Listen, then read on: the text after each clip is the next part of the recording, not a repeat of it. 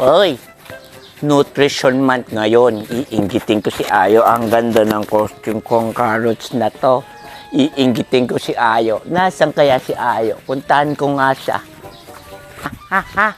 Hoy! Ayo! Tignan mo, ang ganda ng carrot ko. Ang ganda nito. Nabili ko to kay ma'am. Kasi Nutrition Month ngayon. Hoy! Si Spidex! Hoy, Spidex! Saan ka galing? Ha? Nutrition Month pala ngayon?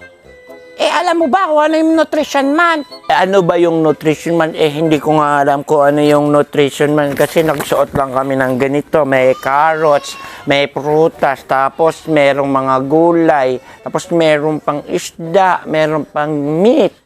Yun, nagsuot lang kaming ganito. Ano ba yung Nutrition Month? Ha, Ayo? Ibig sabihin nun, yung Nutrition Month ay kumain daw tayo ng masusustansyang pagkain para makaiwas tayo sa sakit. At kailangan kumain tayo ng prutas, gulay, meat. Yan ang masustansyang mga pagkain. Kaya lagi kang kakain, Spidex, ng pagkain na gulay. Masarap yan at masustansya. Yun, kailangan may nutrition ang ating katawan. Ganun pala. O sige, kakain na ako lagi ng gulay. Tapos gusto ko din tong paboritong carrots ko. Kakainin ko na to.